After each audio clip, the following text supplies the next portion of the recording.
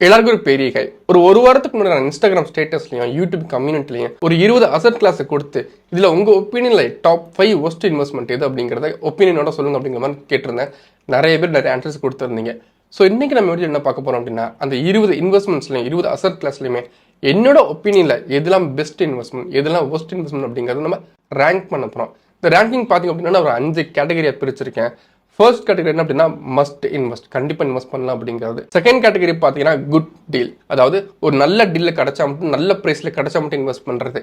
மூணாவது ரிஸ்க் ஹே தோ இஷ்க் ஹே, இந்த டைலாக் நீங்கள் கேள்விப்பட்டிருக்கீங்களா? ஹர்ஷத் மேத்தா சீரீஸில் ஹர்ஷத் மேத்தா சொல்லுவார். இதுக்கு டேரக்ட் அர்த்தம் என்ன அப்படின்னா where there is a risk there is a love அப்படிங்கிறது தான் டேரக்ட் மீனிங். பட் நம்ம கலோக்கில் சொல்லணும் அப்படி தமிழில் சொல்லணும் அப்படின்னா ரிஸ்க் எடுத்தால் தான் ரஸ்க் அப்படின்னு சொல்லுவாங்களே, அந்த மாதிரி ஒன்று. நாலாவது நீஷ் அப்படிங்கிறது எல்லாருக்குமே இன்வெஸ்ட்மெண்ட் கிடையாது, எல்லாருக்குமே ஒன்றும் கிடையாது. ஒரு சில பர்டிகுலர் பீரியட்ல ஒரு பர்டிகுலர் பர்சனுக்கு யூஸ் ஆகும் அந்த டைம்ல, அதுக்கான இன்வெஸ்ட்மெண்ட் மட்டும், அதாவது ரொம்ப நீஷான ஒன்று.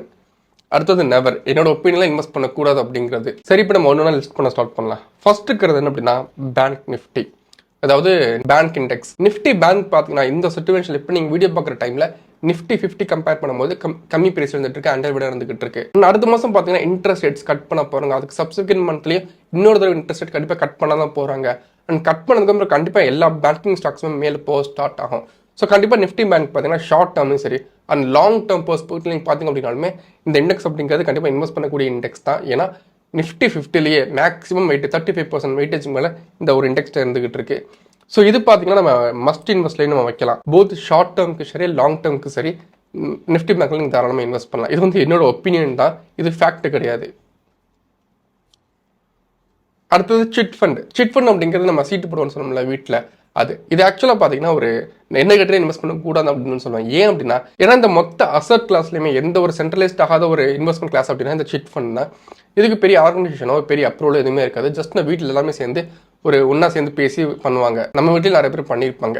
ஸோ இது பார்த்தீங்கன்னா பெரிய கிரெடிபிலிட்டி அப்படிங்கிற ஒன்றே கிடையாது. நம்ம இன்வெஸ்ட் பண்ணுறோம் அப்படின்னாலே ஃபஸ்ட்டு வரது கிரெடிபிலிட்டி தான், நம்பகத்தன்மை தான். அது இதில் கிடையாது. நிறைய பேர் ஓடி போயெல்லாம் நம்ம நியூஸ்லாம் கேள்விப்பட்டிருப்போம். ஸோ இதெல்லாம் இன்வெஸ்ட் பண்ணாதீங்க. அண்ட் ரீசெண்டாக நிறைய கேள்விப்பட்டது என்ன அப்படின்னா நிறைய பேர் இந்த சிட் ஃபண்ட் அப்படிங்கிறத சீட்டு போடுறத இன்வெஸ்ட்மெண்ட்காக யூஸ் பண்ணுறதில்ல, ஈஸியாக கடன் வாங்குறதுக்காக யூஸ் பண்ணுறாங்க அப்படின்னு கேள்விப்பட்டேன். ஸோ மேபி நீங்கள் கடன் வாங்குறதுக்காக வேணால் யூஸ் பண்ணலாமே தவிர இன்வெஸ்ட் பண்ணலாம் யூஸ் பண்ணாதீங்க. இதை நான் நெவர் அப்படிங்கிற கேட்டகரியிலே போடுறேன். மூணாவது mental health. No doubt mental health தான் அல்டிமேட் நம்ம கோலு. பணம் சம்பாதிக்கிறதா இருக்கட்டும், எதுவும் வேணா இருக்கட்டும், நான் ஒரு 5 நிமிஷம் டாப்பிக்காகவே அதை பேசலாம். மென்டல் ஹெல்த் இல்லாமல் எதுவுமே பாசிபிள் கிடையாது. அண்ட் எல்லாமே கிடைச்சிட்டாலும் மென்டல் ஹெல்த் இல்லை அப்படின்னா அட்டர் யூஸ்லெஸ் தான். ஸோ இதை நம்ம மஸ்ட் இன்வெஸ்ட்மெண்ட்லேயே போட்டுருவோம். மென்டல் ஹெல்த் எப்படி இன்வெஸ்ட்மெண்ட்ல வரும்னு கேட்டிங்கன்னா நமக்கு சும்மா அந்த சந்தோஷம் வராதுல்ல. நம்ம ஏதாவது ஒரு ட்ரிப் போகிறதா இருக்கட்டும், நமக்கு பிடிச்சதை வெளியே போய் சாப்பிட்றதா இருக்கட்டும், கொஞ்சம் பீஸ்ஃபுல்லாக தனியாக ஒரு இடத்துக்கு போகிறதா இருக்கட்டும், எதுவும் வேணா இருக்கலாம். நம்ம ஃப்ரெண்ட்ஸோட வெளியே போகிறதா இருக்கலாம், நீங்கள் பாய் ஃப்ரெண்ட் கேர்ள் ஃப்ரெண்ட் வெளியே போகிறதா எதுவும் வேணா இருக்கலாம்.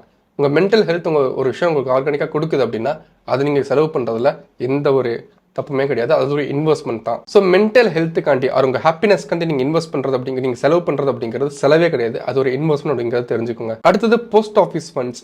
நான் நிறைய போஸ்ட் ஆஃபீஸ் ஃபண்ட்ஸ் எடுத்து அனலைஸ் பண்ணி பார்த்துட்டேன். நான் பண்ண எல்லா ரீசர்ச்சும் எனக்கு தெரிய வந்தது என்ன அப்படின்னா maximum number of post office funds பார்த்தீங்க அப்படின்னா இன்ஃப்ளேஷனையும் முதல்ல பீட் பண்ண மாட்டேங்குது. அண்ட் மோஸ்ட்டாக அதை யார் யூஸ் பண்ணுறாங்க அப்படின்னா இன்வெஸ்ட்மெண்ட் அப்படின்னா என்னன்னே தெரியாமல் இருப்பாங்களே, அவர் இந்த வயசுனாங்களா இருப்பாங்களே, அவங்க தான் பார்த்தீங்க அப்படின்னா இந்த போஸ்ட் ஆஃபீஸ் ஃபண்ட்ஸை யூஸ் பண்ணுறாங்க. அண்ட் சில பேர் பார்த்தீங்க அப்படின்னா சொத்து பிரிவு நிறைய காசு வரும், அவர் இடத்த விற்கும்போது நிறைய காசு வரும். அந்த காசுலாம் அவங்க இன்வெஸ்ட்மெண்ட் பற்றி எதுவுமே தெரியாது. சும்மா வச்சிருக்கிறதுக்கு பதிலாக அவங்க ஃபேமிலி ஃப்ரெண்ட்ஸ்லாம் சொல்கிறத வச்சு இந்த மாதிரி போஸ்ட் ஆஃபீஸில் இன்வெஸ்ட் பண்ணி வைப்பாங்க. ஸோ என்னோட ஒப்பீனியனில் இது இன்ஃப்ளேஷனை கூட பீட் பண்ணாது. இந்த போஸ்ட் ஆஃபீஸ் ஃபண்ட்ஸ் எல்லாமே பார்த்தீங்க அப்படின்னா நீங்கள் அதுக்கு ஒரு கொஞ்சம் ரிஸ்க் எடுத்து அட்லீஸ்ட் ஒரு கோல்டு இடிஎஃப்ல நீங்கள் கோல்டு பார்ஸ் நீங்கள் வாங்கி வச்சிங்க அப்படின்னா ஒரு இண்டெக்ஸ் பண்ண இன்வெஸ்ட் பண்ணி வச்சிங்க அப்படின்னா கூட பெட்டர் ரிட்டர்ன்ஸ் வரும் லாங் டேர்மில். பட் அஃப்கோர்ஸ் முன்னாடி சொன்ன மாதிரி எல்லாருக்கும் இன்வெஸ்ட்மெண்ட் பற்றி கம்ப்ளீட் தெரிஞ்சது. நிறைய பேருக்கு இன்ஃப்ளேஷன் என்னன்னே தெரியாமல் வந்துகிட்டு இருக்காங்க. மோஸ்ட்டாக வயசானவங்க பார்த்தீங்க அப்படின்னா இதெல்லாம் பெருசாக ஐடியா இருக்கிறது, அவங்களுக்கு இதெல்லாம் ஒன்றுமே தெரியாது. ஸோ அவங்க போஸ்ட் ஆஃபீஸ் மட்டும் இன்வெஸ்ட் பண்ண முடியும், அவங்களுக்கு அதான் ஈஸியாக இருக்கும். ஸோ தான் நீஷ் அப்படிங்கிற கேட்டகரியில் போடுறேன். இன்வெஸ்ட்மெண்ட் பற்றி தெரியாதவங்க, அது என்னன்னே இதை பற்றி புரியாதவங்க இந்த மாதிரி போஸ்ட் ஆஃபீஸ் ஃபண்ட்ஸில் இன்வெஸ்ட் பண்ணலாம். மற்றபடி உங்களுக்கு இன்டர்நெட் ஆக்சஸ் இருக்குது, நீங்கள் கொஞ்சம் படிக்க முடியும், நீங்கள் படிச்சிருக்கீங்க, இன்வெஸ்ட்மெண்ட் பற்றி உங்களுக்கு புரியும் அப்படின்னா நீங்கள் இதில் இன்வெஸ்ட் பண்ணுறதுக்கு பதில் எக்கச்சக்கமான பெட்டர் ஆப்பர்ச்சுனிட்டிஸ் இருக்குது. இது தப்பு அப்படின்னு சொல்லல, இதை கம்பேர் பண்ணும்போது நல்ல ஆப்பர்ச்சுனிட்டிஸ் இருக்குது அப்படின்னு சொல்கிறேன். அடுத்தது நிஃப்டி 50. இந்த நிஃப்டி 50 பற்றி ரீசெண்டாக தான் வீடியோ போட்டிருந்தேன். அதாவது நிஃப்டி 50க்கு 2026 என்னோட டார்கெட் என்ன, 2030 என்னோட டார்கெட் என்ன, நிஃப்டி எப்போ 30,000 or 90,000 அப்படிங்கிற பாயிண்ட் ரீச் பண்ண அப்படிங்கிறத பற்றி கம்ப்ளீட்டாக டேட்டோட வீடியோ காமிச்சிருந்தேன். அந்த வீடியோ படி மட்டும் நம்ம பார்த்தோம் அப்படின்னாலே நிஃப்டி அப்படிங்கிறது கண்ணமுடின்னு நம்ம சொல்லலாம் மஸ்ட் இன்வெஸ்ட் அப்படிங்கிறது. இப்போ நம்ம பார்க்கும்போது ஆல் டைம் ஹையில் இருக்கிற மாதிரி தெரியலாம். பட் நான் அந்த வீடியோ லிங்க் டிஸ்கிரிப்ஷனில் கொடுக்குறேன். 2026 டார்கெட் அண்ட் 2030 டார்கெட் நீங்கள் பாருங்கள். பார்த்ததுக்கப்புறம் நீங்கள் கண்ணமுடி நிஃப்டியில் இன்வெஸ்ட் பண்ணுவீங்க. அண்ட் இது ரெக்கமெண்டேஷனோ ஒரு புஷ் பண்ணுறதோ கிடையாது. இது என்னோட கம்ப்ளீட் ஒப்பீனியன் தான். ஸோ என்னோட ஒப்பீனியன் நிஃப்டி 50 அப்படிங்கிறது இப்போயுமே மஸ்ட் இன்வெஸ்டான ஒன்று தான். அஃப்கோர்ஸ் எதுலையுமே நம்ம லம்சமாக போய் பணத்தை போட்டக்கூடாது. வெயிட் பண்ணி இன்வெஸ்ட் பண்ணணும். ஆர் வெயிட் பண்ணி இன்வெஸ்ட் பண்ணுறத விட எஸ்ஐபி பண்ணுறது பெட்டர் இன்வெஸ்ட்மெண்ட்டாக இருக்கும். ஸோ இங்கே நான் கொடுத்துருக்க பேங்க் நிஃப்டியாக இருக்கட்டும், நிஃப்டி 50 இருக்கட்டும், ரெண்டுமே பார்த்தீங்க அப்படின்னா எஸ்ஐபிஸ் தான் நான் மென்ஷன் பண்ணுறேன். லம்சம் இன்வெஸ்ட்மெண்ட் கிடையாது. அடுத்தது நகை. நிறைய பேர் நகை அப்படிங்கிறது இன்வெஸ்ட்மெண்ட் சொல்லுவாங்க. நம்ம வீட்டில் ஒரு இன்வெஸ்ட் பண்ணுற ஒரு இடத்துல பணத்தை போட்டு வைக்கணும் அப்படின்னா நகை வாங்கிட்டு வந்துடுவோம். நிறைய பணம் வந்து சேர்ந்துருச்சு அப்படின்னா ஒரு இடத்த விற்கிறாங்க, ஒரு பெரிய சொத்து வருது அப்படின்னா நகை வாங்கிட்டு வந்துடும் அப்படின்னு போய் நகை வாங்கிட்டு வந்துடுவாங்க. ஃபர்ஸ்ட் ஆஃப் ஆல் இந்த நகை வாங்கிட்டு வர அப்படிங்கிறது நீங்கள் இன்வெஸ்ட்மெண்ட் நினைச்சீங்கன்னா உங்கள் ஹோல் லைஃப் லை தான். நகை அப்படிங்கிறது ஒரு இன்வெஸ்ட்மெண்ட்டே கிடையாது.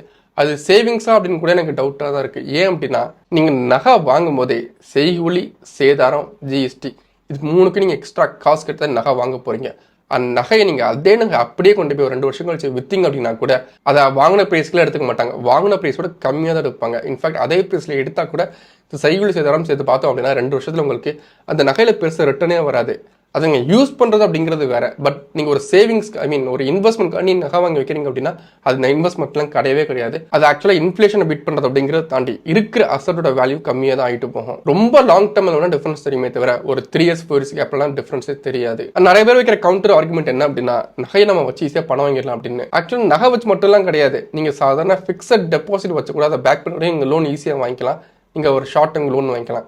ஸோ நகை வச்சு மட்டும் தான் நீங்கள் கடன் வாங்க முடியும் அப்படிங்கிறதுலாம் உண்மை கிடையாது. நிறைய எந்த அசட் காசாக இருந்தாலுமே அதை வச்சு நீங்கள் லோன் ஈஸியாக வாங்கிடலாம். ஸோ இந்த நகை பார்த்தீங்க அப்படின்னா நீங்கள் போடுறதுக்கு வாங்கிக்கிறீங்க அப்படின்னா ஒரு கல்யாணத்துக்கு வாங்குறீங்க, ஒரு ஃபங்க்ஷன் வாங்குறீங்க அப்படின்னா அது இன்வெஸ்ட்மெண்ட்லேயே வராது. அது நீங்கள் தாராளமாக வாங்கலாம், வாங்கக்கூடாதுன்னு சொல்ல. பட் இன்வெஸ்ட்மெண்ட் அப்படிங்கிற கேட்டகரிக்கில் அந்த டாப்பிக்கில் வருது அப்படின்னா நகை நெவர் தான். ஸோ நகை அப்படிங்கிறது இன்வெஸ்ட்மெண்ட்டே கிடையாது. ஸோ இன்வெஸ்ட்மெண்ட்காக அதை வாங்காதீங்க. அடுத்தது ஃபிக்ஸட் டெபாசிட். நிறைய வீடியோஸில் பார்த்தீங்க அப்படின்னா ஃபிக்ஸட் டெபாசிட்டில் இன்வெஸ்ட் பண்ணாதீங்க அப்படின்னு சொல்லியிருப்பேன். ஏன்னா ஃபிக்ஸட் டெபாசிட் தர ரிட்டர்ன்ஸ் பார்த்தீங்க அப்படின்னா 6 to 7% தான் இருந்துகிட்டு இருக்கு. பட் இன்ஃப்ளேஷன் இந்தியோட கோர் இன்ஃப்ளேஷனை பார்த்தீங்கன்னா 8 to 9% இருந்துகிட்டு இருக்கும்.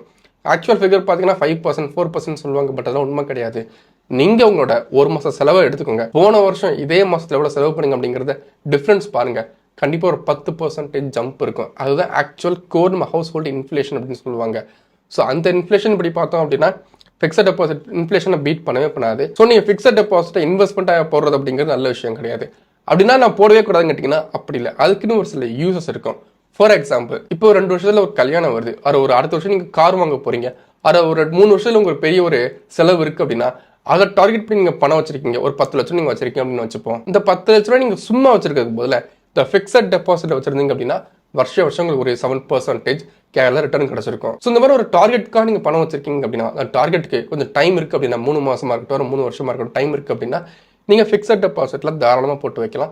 கண்டிப்பாக பணம் வளரும். சும்மா இருக்கிறதுக்கு நீங்கள் அதில் போட்டு வைக்கலாம். ஸோ ஃபிக்ஸட் டெபாசிட் அப்படிங்கிறது மோசமான இன்வெஸ்ட்மெண்ட் கிடையாது. பட் அது ரொம்ப நீஷான ஒன்று. ஒரு சில டைம் மட்டும் நீங்கள் ஸ்ட்ராட்டஜிக்காக யூஸ் பண்ணக்கூடிய ஒன்று.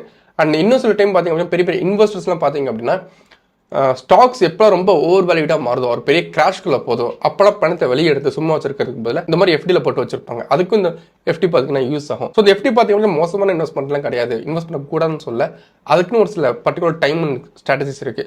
ஸோ இதையுமே நான் நீச்சில் போட்டு வைக்கிறேன். அடுத்தது ரெக்கரிங் டெபாசிட். இந்த ரெக்கரிங் டெபாசிட் பற்றி நிறைய பேருக்கு பெரிய ஐடியாவே வந்துகிட்டு இருக்கும். எஃப்டி, ஆர்டி ரெண்டுமே ஆல்மோஸ்ட் சிமிலர் தான். பட் ஒரு மெயின் டிஃப்ரென்ஸ் என்ன அப்படின்னா நீங்கள் லம்சமாக ஒரு பணத்தை போட்டிங்க அப்படின்னா அது ஃபிக்ஸட் டெபாசிட். அதுவே நீங்கள் மாதம் பணத்தை இன்வெஸ்ட் பண்ணி எஸ்ஐபி பண்ணி இன்வெஸ்ட் பண்ணுறீங்க அப்படின்னா அது recurring deposit. And fixed deposit compare பண்ணும்போது ஆர்டியில் பார்த்தீங்கன்னா கொஞ்சம் ரிட்டர்ன்ஸ் கம்மியாக இருந்துகிட்டு இருக்கும். அஃப்கோர்ஸ் கம்மி தான் இருக்கும். ஏன் அப்படின்னா நம்ம பணத்தை மொத்தமாக கொடுக்கறது வேற, கொஞ்சம் கொஞ்சமாக கொடுக்கறது கம்மியில். ஸோ ஆப்வியஸாக ரிட்டர்ன் பார்த்தீங்கன்னா கம்மியாக தான் இருக்கும். ஸோ உங்கள்கிட்ட பணம் மொத்தமாக இருக்குது அப்படின்னா நீங்கள் கண்டிப்பாக எஃப்டியில் இன்வெஸ்ட் பண்ணணும். இல்லை மொத்தமாக இல்லை, நான் மாதம் சம்பளம் வாங்கிட்டு இருக்கேன் அதனால தான் இன்வெஸ்ட் பண்ணணும், இந்த மாதிரி ஒரு கேட்டகரி கீழே வரீங்க அப்படின்னா ஆர்டியில் இன்வெஸ்ட் பண்ணணும். ஸோ இந்த ஆர்டி யார் இன்வெஸ்ட் பண்ணணும் அப்படின்னா இதுவுமே ஒரு மோசமான இன்வெஸ்ட்மெண்ட்லாம் கிடையாது. எஃப்டியோட கம்மியாக ரிட்டர்ன் தந்தாலுமே இது மோசமான இன்வெஸ்ட் பண்ணக்கூடாது அப்படின்லாம் கிடையாது. இதுவுமே ஒரு சர்டன் பீரியட்ல சர்டன் டைம்ல சில பேருக்கு யூஸ் ஆகும். எப்படி அப்படின்னா இப்போ அதே மாதிரி 2 வருஷத்துக்கு பிறகு ஒரு கல்யாணம் வருது, ஒரு ஃபங்க்ஷன் வருது, ஒரு டார்கெட்ஸ் அப்படி இன்வெஸ்ட் பண்ணுறீங்க அப்படின்னா நீங்கள் லம்சமாக இருந்துச்சு அப்படின்னா இந்த எஃப்டியில் போட்டுருவீங்க. அதுவே மாதம் நான் அதுக்காக கொஞ்சமாக சேர்த்துக்கிட்டு இருக்கேன் அப்படின்னு கேட்டிங்கன்னா நீங்கள் ரிஸ்க்லாம் அதை எடுக்க முடியாதுல்ல. ஏன்னா உங்களுக்கு டார்கெட் இருக்கு, அந்த டைமுக்கு பணம் கண்டிப்பாக வேணும். நீங்கள் இண்டெக்ஸ் பண்ணலையோ நீங்கள் எதில் போட்டாலுமே கண்டிப்பாக பணம் கீழே விழுகுது அப்படிங்கிறது கேரண்டியே கிடையாது. ஸோ இந்த மாதிரி ஆர்டியில் போட்டிங்க அப்படின்னா கேரண்டீடாக உங்களுக்கு 5 to 6% ரிட்டர்ன் கிடச்சிருக்கும். ஸோ ஆர்டியுமே பார்த்தீங்க அப்படின்னா நான் நீஷ் கேட்டகரியில் போட்டுறேன். இன்சூரன்ஸ்க்கு செகண்ட் தாட்ஸே கிடையாது, எந்த கொஸ்டின்ஸுமே கிடையாது. நீங்கள் எல்லா இன்வெஸ்ட்மெண்ட் கிளாஸ்க்கு முன்னாடியே உங்கள் கையில் எமர்ஜென்சி ஃபண்டும் இன்சூரன்ஸ் நீங்கள் போட்டால் தான் நீங்கள் முதல்ல இன்வெஸ்ட்மெண்ட்குள்ளேயே வரணும். ஸோ இன்சூரன்ஸ் அப்படிங்கிறது கொஸ்டினே இல்லாமல் மஸ்ட் இன்வெஸ்ட்மெண்ட்குள்ளே போயிடும். ஏன் அப்படின்னா நீங்கள் எவ்வளோதான் இன்வெஸ்ட் பண்ணாலும் சரி, எவ்வளோதான் நீங்கள் ரிட்டர்ன் எடுத்தாலும் சரி, எமர்ஜென்சி ஒரு செலவு வந்துச்சு அப்படின்னா, அது ஒரு பெரிய மெடிக்கல் பில் வந்துச்சு அப்படின்னா மொத்த இன்வெஸ்ட்மெண்ட்மே காலி ஆயிரும். ஸோ அப்போ பார்த்திங்க அப்படின்னா இந்த இன்சூரன்ஸ் தான் பெரிய லெவலுக்கு கை கொடுக்கும். அப்போ இந்த இன்சூரன்ஸ் கண்டிப்பாக உங்கள்கிட்ட இருக்கணும். அண்ட் இது எல்லாத்தையும் தாண்டி ஜென்ரலாகவே நீங்கள் இன்வெஸ்ட் பண்ணலாம் அப்படின்னா கூட உங்களோட மென்டல் ஹெல்த்துக்கு இந்த இன்சூரன்ஸ் அப்படிங்கிறது ரொம்ப முக்கியமான ஒன்று. எப்போ நடக்கும் யாராலையும் கெஸ் பண்ணவே முடியாது. அடுத்தது சேவிங்ஸ் அக்கௌண்ட். சேவிங்ஸ் அக்கௌண்ட் ஒரு இன்வெஸ்ட்மெண்ட் கிடையாது, அது ஒரு பணத்தை சும்மா வச்சிருக்கிறதுக்கான ஒரு இடம் தான். பட் நீங்கள் சும்மா வச்சிருக்கிறதுக்கு எஃப்டிலையோ ஒரு ஆர்டிலையோ ஒரு கோல்டு கூட இன்வெஸ்ட் பண்ணி வச்சிருக்கலாம். சேவிங்ஸ் அக்கௌண்ட் இன்வெஸ்ட் பண்ணி வைக்காதுங்க. ஏன் அப்படின்னா சேவிங்ஸ் அக்கௌண்ட் கொடுக்குற ரிட்டர்ன் எவ்வளோ அப்படின்னா 3% மேக்ஸிமம். 3% அப்படிங்கிறது ரிட்டர்னாகவே நம்ம எடுத்துக்க முடியாது. 1 லட்சம் ரூபா நம்மளோட சேவிங்ஸ் வச்சிருந்தோம் அப்படின்னா ஒரு வருஷம் முடியும் போது 3000 ரூபா தான் ரிட்டர்னே வரும். 3000 ரூபாங்கிறது ஒன்றுமே கிடையாது 1 லட்ச ரூபா அமௌண்ட்டுக்கு. 7% 8% இன்ஃப்ளேஷனில் 3% தான் கரையும், 4% உங்களுக்கு நெகட்டிவாக தான் வந்து முடியும். ஸோ சேவிங்ஸ் அக்கௌண்ட் உங்கள் பணம் நிறையா இருக்குது அப்படின்னா உங்களுக்கு எந்த யூஸும் அதில் இல்லை அப்படின்னா சும்மா போட்டு வச்சிருக்காதீங்க. அட்லீஸ்ட் ஒரு FD or RD or gold இதெல்லாம் இன்வெஸ்ட் பண்ணி வைங்க. ஸோ இந்த சேவிங்ஸ் அக்கௌண்ட் அப்படிங்கிறதையும் நான் நெவர் இன்வெஸ்ட்லேயே வச்சிடுறேன். அடுத்தது லேண்ட். இந்த லேண்ட் இன்வெஸ்ட்மெண்ட்டுக்கும் மற்ற இன்வெஸ்ட்மெண்ட்டுக்கும் ஒரு பெரிய டிஃப்ரென்ஸ் இருந்துகிட்டு இருக்கு. எப்போ காசு இருந்தாலும் நிறைய பேர் என்ன சொல்லுவாங்க அப்படின்னா எப்போ காசு இருக்கோ போய் நிலத்தில் காசு போட்டுருங்க, நிலத்துக்கு ஒன்றுமே ஆகாது அப்படின்னு சொல்லுவாங்க. பட் இந்த நிலத்தை விட நமக்கு ஸ்டாக்ஸ் தான் அதிக ரிட்டர்ன் கிடைக்கும், டு பி ஃப்ராங்க். பட் இது ரெண்டுக்கும் உள்ள பெரிய டிஃப்ரென்ஸ் என்ன அப்படின்னா ஒரு இடத்துல நம்ம இன்வெஸ்ட் பண்ணுறோம் அப்படின்னா அதோட ப்ரைஸை நம்ம டெய்லியும் ட்ராக் பண்ண போகிறது கிடையாது.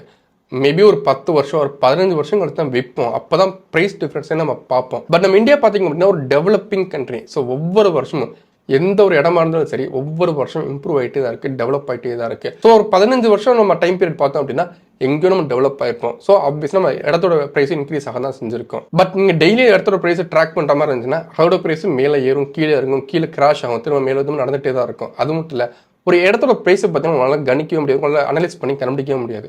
புரோக்கர் சொல்கிறது தான் ப்ரைஸே. ஸோ உங்களால் ஒரு நல்ல ப்ரைஸ்க்கு வாங்க முடிஞ்சு அப்படின்னா ஒரு நல்ல ஸ்ட்ராட்டஜிக் பிளேஸில் ஒரு இடத்துல வாங்க முடிஞ்சு அப்படின்னா இம்ப்ரூவ் ஆகும்னு நினச்சிங்க அப்படின்னா டெஃபினட்டாக லேண்ட் அப்படிங்கிறது ஒரு எக்ஸலண்ட்டாக இன்வெஸ்ட்மெண்ட். ஸோ லேண்ட் அப்படிங்கிறத நான் குட் டீலில் போட்டுறேன்.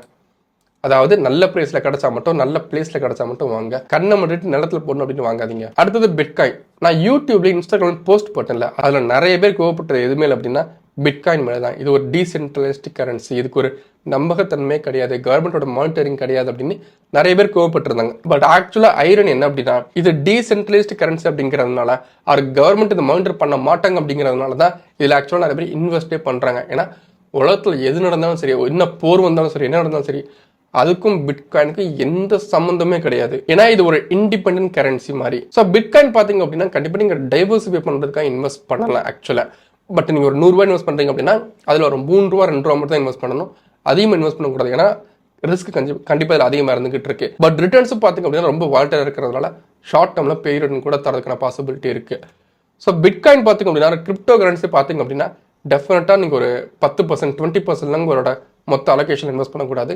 பட் 2-3% இன்வெஸ்ட் பண்ணுறதுல எந்த தப்புமே கிடையாது. ஸோ நான் பிட்காயினை ரிஸ்க் ஹே அப்படிங்கிற கேட்டகரியிலே போட்டு வச்சிடறேன். இல்லை நான் 2-3% இல்லை நான் பெரிய ரிஸ்க் எடுக்கிற ஆள்னு நினச்சிங்க அப்படின்னா நீங்கள் தாராளமாக பிட்காயினில் நீங்கள் ட்ரேடிங் பண்ணலாம். ஷார்ட் டேர்ம் நல்ல ரிட்டர்ன் கொடுக்கும். பட் நல்ல ரிட்டர்ன் கொடுக்கும் அப்படின்னா அதுக்கு ஆப்போசிட் சைடு நடக்கிறது கூட பாசிபிலிட்டி அதிகமாக இருக்குது.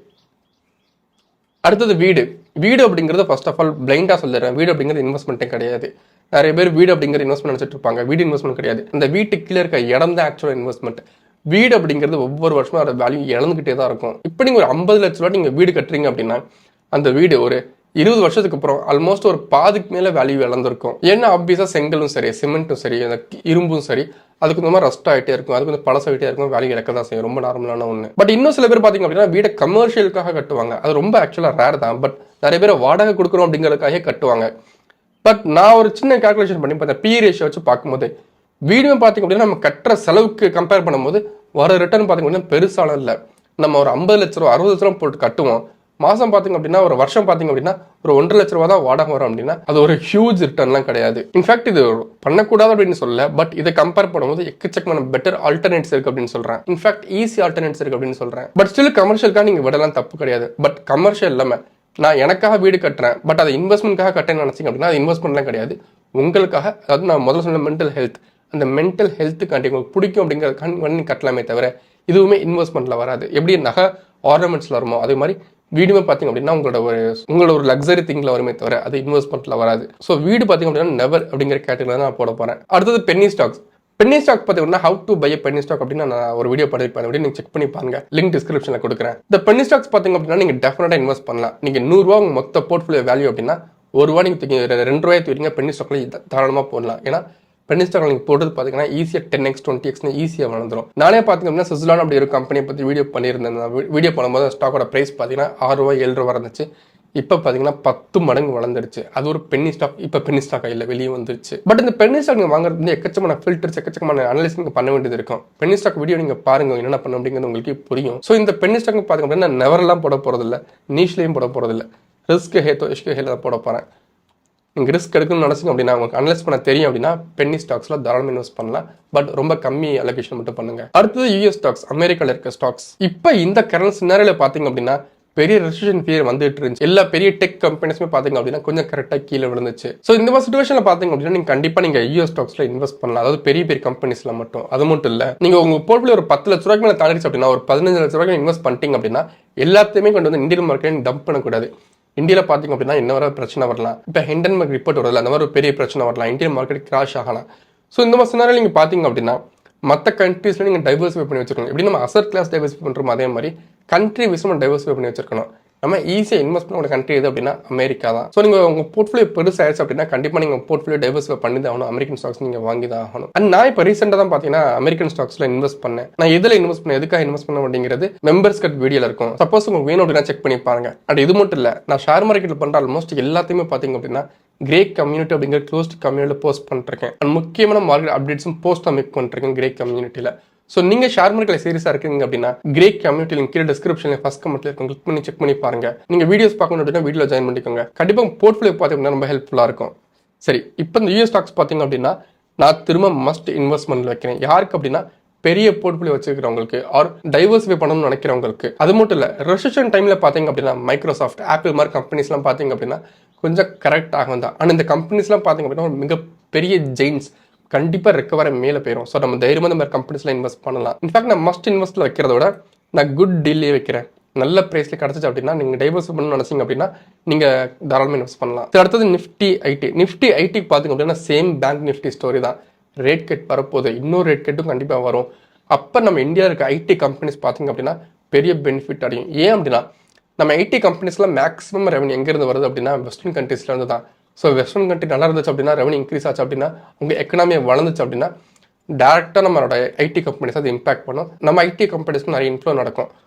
ஸோ அந்த நிஃப்டி ஐடியும் பார்த்தீங்க அப்படின்னா மஸ்ட் இன்வெஸ்ட்லேயும் வச்சுறேன். ஷார்ட் டேர்முக்கு சரி, லாங் டேர்முக்கு சரி. அந்த லாங் டேர்ம்லையும் பார்த்தீங்க அப்படின்னா 10-15 வருஷம்லாம் நிஃப்டி ஐடி இண்டெக்ஸில் தாராளமாக இன்வெஸ்ட் பண்ணி வைக்கலாம். நிஃப்டி 50 மாதிரி அதையும் நம்பலாம். அடுத்தது நிஃப்டி எஃப்எம்சிஜி. இந்த எஃப்எம்சிஜி பார்த்தீங்க அப்படின்னா ஒரு டேரக்டாக சொல்கிற ஒரு மஸ்ட் இன்வெஸ்ட்மெண்ட்டான ஒன்று தான். ஏன் அப்படின்னா எப்போ போர்ட்ஃபோலியோ கிராஷ் ஆகுது அப்படின்னாலும் சரி, ஒரு பெரிய ஒரு சம்பவம் நடக்குது அப்படின்னாலும் சரி, ஐடிசி, ஹெச்யூஎல் மாதிரி இந்த எஃப்எம்சிஜி ஸ்டாக்ஸ் பார்த்தீங்க அப்படின்னா பெருசாக கிராஷ் ஆகி கீழே விழுகாது. இன்ஸ்டன்ட் அது மேலே போயிட்டு இருக்கும். உங்கள் போர்ட்ஃபோலியோ பாருங்க, ஒரு கிராஷ் நடக்கும்போது எல்லா ஸ்டாக்ஸுமே கீழே வந்துகிட்டு இருக்கும். ஆனால் ஐடிசி, ஹெச்யூஎல் மாதிரி ஸ்டாக்ஸ்லாம் மேலே போயிட்டு இருக்கும். 4%, 5% மேலே போயிட்டு இருக்கும். இது காரணம் என்ன அப்படின்னா என்ன நடந்தாலும் சரி நம்ம டெய்லி சப்பாத்தி சாப்பிட்டு தான் ஆகணும், அரிசி சாப்பிட்டு தான் ஆகணும், பிஸ்கட் நம்ம வாங்கி தான் ஆகணும், டீ குடிச்சு தான் ஆகணும். ஸோ இதெல்லாம் பார்த்தீங்கன்னா நம்ம டெய்லி கண்டிப்பாக யூஸ் பண்ணக்கூடிய ப்ராடக்ட்ஸ் விற்கிற கம்பெனிஸ். ஸோ இவங்களும் பார்த்தீங்கன்னா ரொம்ப இக்கட்டான சூழ்நிலை கண்டிப்பாக மேலே போதான் செய்வாங்க. ஸோ இதை பார்த்தீங்கன்னா ஒரு டிஃபென்சிவ் ஸ்டாக்ஸாக நிறைய பேர் யூஸ் பண்ணிப்பாங்க. ஸோ உங்கள் போர்ட்ஃபோலியோவில் ஒரு 5% அல்லது 10% வரைக்கும் இந்த மாதிரி டிஃபென்சிவ் ஸ்டாக்ஸ் நீங்கள் வாங்கி தான் ஆகணும். உங்களுக்கு ஒரு சின்ன எக்ஸாம்பிள் காட்டுறேன் பாருங்க. இப்போ நிஃப்டி 50 சார்ட் நீங்கள் பார்த்தீங்க அப்படின்னா 2008 கிரைசிஸ் வரப்போ ஆல்மோஸ்ட் பீக்கில் இருந்து ஒரு 40%, ஒரு 50-லேருந்து 55% கிட்ட கீழே விழுந்திருக்கு. அதே மாதிரி 2010க்கு அப்புறமும் ஒரு சின்ன கிராஷ் ஆயிருக்கு. 2014க்கு அப்புறமும் ஒரு சின்ன கிராஷ் ஆயிருக்கு. அண்ட் 2020 நினைச்சு உங்களுக்கே தெரியும், ஆல்மோஸ்ட் அகைன் ஒரு 30% கிட்ட கிராஷ் ஆயிருக்கு. அண்ட் 2022லையும் பார்த்தீங்க அப்படின்னா ஒரு 10% மேலே 12% கிட்ட கரெக்டாக தான் 10% கிட்ட கரெக்ட் ஆயிருக்கு. அண்ட் இந்த மாதிரி ஹியர் அண்ட் தான் ஒரு 10%, 15% கரெக்ட் ஆகிட்டே தான் இருக்கும். அண்ட் பெரிய கிராஷ் நடக்கும்போது 30%, 40%, 50% வரைக்கும் கரெக்ட் ஆகுது. எஃப்எம்சிஜியோட இண்டெக்ஸ் நீங்கள் பார்த்தீங்க அப்படின்னா அந்த மாதிரி பெருசாக எதுவுமே இருக்காது. ஆரம்பிச்சதுல இருந்து இப்போ வரைக்கும் பார்த்தீங்க அப்படின்னா ஒரு ஸ்லோ க்ரோத்தாக இருந்தாலும் சரி, கன்சிஸ்டண்ட்டாக கொஞ்சம் விதமாக மேலே போய்கிட்டே தான் இருக்கும். இப்போ இதில் பார்த்தீங்க அப்படின்னா பெரிய ஒரு அப்ஸ் அண்ட் டவுன்ஸ்லாம் பெருசாக இருக்குது, குட்டி குட்டி அப்ஸ் அண்ட் டவுன்ஸ் தான் இருக்கும், கன்சிஸ்டண்டாக மேலே போயிட்டு இருக்கும், சீக்கிரமாக எல்லாத்துக்குமே ரெக்கவர் ஆகிட்டே இருக்கும்.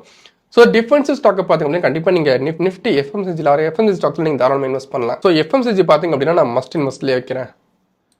அண்ட் இது பார்த்தீங்கன்னா நிஃப்டி ஃபார்மே பார்த்தீங்க அப்படின்னா கிட்டத்தட்ட ஆல்மோஸ்ட் டிஃபென்சிவ் ஸ்டாக் தான். பட் இதை பார்த்தீங்கன்னா நீங்கள் எல்லா ப்ரைஸ்லையும் வாங்க முடியாது, எப்போனா வாங்க முடியாது. இது ஏன் டிஃபென்சிவ் ஸ்டாக் அப்படின்னா உங்களுக்கே தெரியும், எந்த சுச்சுவேஷன் ஆனாலும் சரி, என்ன நடந்தாலும் சரி, நம்ம ஹாஸ்பிட்டல் போய் தான் ஆகணும், மருந்து வாங்கி தான் ஆகணும், இதை நம்ம நிறுத்தவே முடியாது. ஸோ இதுவுமே ஒரு டிஃபென்சிவ் ஸ்டாக் தான், பட் நம்ம கரெக்டான ப்ரைஸில் வாங்கி ஆகணும். ஸோ இதை நான் குட் டீலில் வச்சிடுறேன். அடுத்தது பாண்ட். இந்த பாண்ட் இன்வெஸ்டிங் அப்படிங்கிறது நிறைய பேர் டச் பண்ணாத ஒரு டாபிக். இதை பற்றி நான் கண்டிப்பாக செப்பரேட்டாக வீடியோ மேக் பண்ணுறேன். பட் இப்போ பார்த்தீங்க அப்படின்னா இதில் நீங்கள் இன்வெஸ்ட் பண்ணலாமே வேணும் அப்படிங்கிறத மட்டும் சொல்கிறேன். பாண்ட் இன்வெஸ்டிங் அப்படிங்கிறது என்ன அப்படின்னா நீங்கள் ஒரு கவர்மெண்ட்டுக்கு லோன் கொடுக்குற மாதிரி. ஆர்பிஐ பார்த்தீங்க அப்படின்னா எக்கச்சக்கமான பாண்ட் இஷ்யூ பண்ணுவாங்க. எப்படி கோல்டு எஸ்ஜிபி இஷ்யூ பண்ணுறாங்களோ அதே மாதிரி பாண்ட் இஷ்யூ பண்ணுவாங்க. இந்த பாண்டு பார்த்தீங்கன்னா ரிட்டர்ன் பார்த்தீங்க அப்படின்னா 8%. கண்டிப்பாக ஃபிக்ஸட் டெபாசிட் அதிகமாக இருந்துகிட்டு இருக்கும், ஏன்னா இருந்தால் தான் வாங்குவாங்க. ஸோ 8% 9% வரை ஈஸியாக கிடைக்கும் நமக்கு. நம்ம எஃப்டி கம்பேர் பண்ணும்போது நம்ம ஏன் பாண்டு வாங்கணும் அப்படின்னா, பாண்டு பார்த்தீங்க அப்படின்னா ஆப்வியஸாக ரிட்டர்ன் அதிகம், பட் ரிஸ்க் கொஞ்சம் இருந்துகிட்டு இருக்கு. கண்டிப்பாக ஃப்ளக்சுவேட் ஆகும் ரிட்டர்ன்ஸ் பார்த்தீங்க அப்படின்னா. அது மட்டும் இல்லை, நீங்கள் ஆர்பிஐயோட பாண்ட்ஸ் வர வேற கார்பரேட் பாண்ட்ஸ்லாம் நீங்கள் வாங்கினீங்க அப்படின்னா 10% மேலே ரிட்டர்ன் தரும், பட் அது ரிஸ்க் இன்னும் அதிகமாக இருந்துகிட்டு இருக்கும். ஸோ ரிஸ்க் கம்மியாக வேணும்னு நினச்சிங்கன்னா நீங்கள் ஆர்பிஐ பாண்ட்ஸ்லாம் நீங்கள் இன்வெஸ்ட் பண்ணலாம். அந்த இருக்க மிகப்பெரிய அட்வான்டேஜ் என்ன அப்படின்னா, நீங்கள் எஃப்டியில் இன்வெஸ்ட் பண்ணுறீங்க அப்படின்னா மேக்ஸிமம் ஒரு 3 வருஷம் 5 வருஷம் இந்த மாதிரி தான் இருந்துகிட்டு இருக்கும். பட் பாண்டு பார்த்தீங்கன்னா ஈஸியாக 10 வருஷம் நீங்க இன்வெஸ்ட் பண்ணலாம். ஆனா ரிட்டர்ன்ஸும் பாத்தீங்க அப்படின்னா எஃப்டி கம்பேர் பண்ணும்போது ரொம்ப அதிகமா இருந்துகிட்டு இருக்கும். பெரிய பெரிய இன்வெஸ்டர்லாம் பாத்தீங்க அப்படின்னா இருக்கிறதுல ஹை குவாலிட்டி பாண்ட்ஸ் சொல்லுவாங்க, AAA பாண்ட்ஸ் அப்படின்லாம் சொல்லுவாங்க. அந்த மாதிரி பாண்ட் எல்லாம் பாத்தீங்கன்னா 5% 6% தான் கொடுக்கும், பட் சேஃப்டி ரொம்ப அதிகமா இருந்துட்டு இருக்கும். அமெரிக்கால சொல்றேன். எப்ப மார்க்கெட் கிராஷ் ஆகுதோ அப்ப பணத்தை எடுத்து கோல்டுலயும் இந்த மாதிரி பாண்ட்ஸ்லயும் போட்டு வச்சிருவாங்க. ஸோ இந்த மாதிரி தான் பெரிய பெரிய இன்வெஸ்டர் யூஸ் பண்றதா பாண்ட் இருந்துகிட்டு இருக்கு. பெரிய சின்ன சின்ன இன்வெஸ்டர்லாம் பெருசா அதில் இன்வெஸ்ட் பண்றது கிடையாது. ஸோ பாண்டுமே பாத்தீங்க அப்படின்னா நான் நீஷ்லயே வச்சிடறேன். எல்லா டைம்லையும் எல்லாருமே இன்வெஸ்ட் பண்ணுறதுக்கான ஒன்று கிடையாது, ரொம்ப ஸ்ட்ராட்டஜிக்கலாக இன்வெஸ்ட் பண்ணக்கூடியது. அடுத்தது நிஃப்டி 50யோட டாப் ஸ்டாக்ஸ் டிசிஎஸ், ரிலையன்ஸ், எல்என்டி, ஐடிசி, ஹெச்டிஎஃப்சி. நான் அஞ்சுமே பார்த்தீங்கன்னா கேட்டகரி வைஸ் தான் பிரிச்சிருக்கேன். ஹெச்டிஎஃப்சி பார்த்தீங்கன்னா banking stock, TCS IT stock, Reliance energy stock, ITC FMCG stock, L&T infra stock. இந்த 5 ஸ்டாக்மே பார்த்தீங்க அப்படின்னா நீங்கள் ஒரு பேஸ்கெட் மாதிரி நீங்கள் எடுத்துட்டீங்க, ஸ்மால் கேஸ் மாதிரி நீங்கள் எடுத்துட்டீங்க அப்படின்னா ஒரு 15 வருஷம் லாங் டேர்ம்க்கு நீங்கள் தாராளமாக இந்த பேஸ்கெட்டில் போட்டு வைக்கலாம். இதில் இன்வெஸ்ட் பண்ணுறது நிஃப்டி 50 இன்வெஸ்ட் பண்ணுறது ஆல்மோஸ்ட் சிமிலர் தான். பட் இது பார்த்தீங்கன்னா ரொம்ப கான்சன்ட்ரேட்டான ஒன்று. இது கம்பேர் பண்ணும்போது நிஃப்டி 50 ஆல்மோஸ்ட் ரிஸ்க் ஃப்ரீயாக இருக்கும். அண்ட் ஆப்வியஸாக நிஃப்டி 50 கம்பேர் பண்ணும்போது இதில் பார்த்தீங்கன்னா டிவிடெண்ட் கொஞ்சம் அதிகமாக கிடைக்கும். ஸோ இதை பார்த்தீங்க அப்படின்னா நான் குட் டீல்லே வச்சுருக்கேன். நீங்கள் இந்த 5 ஸ்டாக்ஸையுமே நல்ல ப்ரைஸில் வாங்க முடிஞ்சு அப்படின்னா கண்டிப்பாக நிஃப்டி 50 கம்பேர் பண்ணும்போது இது ஒரு எக்ஸலண்ட் உங்களுக்கு கிடைக்கும் டிவிடெண்டோட. அண்ட் அடுத்தது கோல்டு பார்ஸ். கோல்டு பார்ஸும் சரி, கோல்டு ETF சரி, இந்த ரெண்டுலையுமே நீங்கள் தாராளமாக இன்வெஸ்ட் பண்ணலாம். இதுக்கு செய்கூலி தாராளமாக கிடையாது. அண்ட் ரீசேல் வேல்யூ பார்த்தீங்க அப்படின்னா வாங்கின விலையில கண்டிப்பாக அதிகமாக நீங்கள் விற்கலாம், ஏன்னா கோல்டு ப்ரைஸ் ஏறும் அப்படிங்கிறதுனால. இந்த கோல்டு பார்ஸ் நீங்கள் வாங்கினீங்க அப்படின்னா கண்டிப்பாக சேஃப்டி கன்சர்ன்ஸ் இருக்கும். ஸோ நீங்கள் கோல்டு பார்ஸ் வாங்காதீங்க, கோல்டு ETF நீங்கள் இன்வெஸ்ட் பண்ணிருங்க. இந்த கோல்டு ETF எப்படி இன்வெஸ்ட் பண்ணணும் அப்படிங்கிறது நானே நிறைய வீடியோஸ் மேக் பண்ணியிருக்கேன். டிஸ்கிரிப்ஷனில் வேணால் லிங்க் கொடுக்க செக் பண்ணி பாருங்க. ஸோ கோல்டு பார்ஸ் இல்லை ஆர்னமெண்ட்ஸ் நீங்கள் வாங்குறதோட கோல்டு ETFல தாராளமாக இன்வெஸ்ட் பண்ணலாம். இது ஒரு எக்ஸலண்டான இன்வெஸ்ட்மெண்ட். அண்ட் இதில் நீங்கள் தாராளமாக மாதம் இன்வெஸ்ட் பண்ணலாம். Recurring deposit, bond or fixed deposit இதெல்லாம் கம்பேர் பண்ணும்போது இந்த கோல்டு ETF பார்த்தீங்க அப்படின்னா நல்ல ரிட்டர்ன் கொடுக்கும். ஆல்மோஸ்ட் இண்டெக்ஸ் ஃபண்டுக்கு ஈக்குவலாக கொடுக்கும். ஸோ உங்களுக்கு இண்டெக்ஸ் ஃபண்ட் ஸ்டாக் மார்க்கெட் மேலே நம்பிக்கை இல்லை, கோல்டு தான் நீங்கள் ஒரு கன்சர்வேட்டிவ் இன்வெஸ்டர் இருந்தீங்க அப்படின்னா நீங்கள் மஸ்ட் இன்வெஸ்ட் கோல்டு ETF அப்படிங்கிறது. கோல்டு பார்ஸோ ஆர்னமெண்ட்ஸோ கிடையாது, கோல்டு ETF மட்டும் தான். அண்ட் ஃபைனலி பார்த்தீங்க அப்படின்னா கிரீக் கம்யூனிட்டி. நம்ம சொன்னது தான், கிரீக் கம்யூனிட்டி பார்த்தீங்கன்னா டெஃபினட்டாக டவுட் இல்லாமல் மஸ்ட் இன்வெஸ்ட்மெண்ட் ஆன ஒன்று தான். நீங்கள் 1 மந்த் ட்ரைல் பண்ணி பாருங்க, உங்களுக்கே புரியும். ஸோ அவ்வளோதான் இந்த வீடியோ பார்த்தீங்கன்னா நீங்கள் நிறைய விஷயம் தெரிஞ்சிருப்பீங்க அப்படின்னு நினைக்கிறேன். நிறைய விஷயங்கள் நீங்கள் புதுசாக கற்றுருப்பீங்க அப்படின்னு நினைக்கிறேன். அண்ட் உங்களோட ஒப்பீனியனில் எதெல்லாம் மஸ்ட் இன்வெஸ்ட்மெண்ட் கீழே வரும், எதெல்லாம் நெவரில் வரும் அப்படிங்கிறத நீங்கள் கமெண்ட்ல மறக்காம கோட் பண்ணுங்க. உங்க 20 லிஸ்ட்டுக்கு அப்படியே சொல்லுங்க. ஸோ இந்த வீடியோ உங்களுக்கு பிடிச்சிருந்துச்சு அப்படின்னா மறக்காம லைக் பண்ணும்போது காட்டுங்க. அந்த வீடியோ பார்த்தீங்கன்னா நிறைய பேருக்கு இந்த ரீச் ஆகணும்னு நினைச்சீங்கன்னா மறக்காம ஷேர் பண்ணிருங்க. அடுத்து நான் பண்ண முக்கியமான வீடியோஸ் பார்க்கணும்னு நினைச்சீங்கன்னா மறக்காம சப்ஸ்கிரைப் பண்ணிக்கோங்க. இன்னொரு வீடியோ வந்து பார்க்குறேன். Then good bye.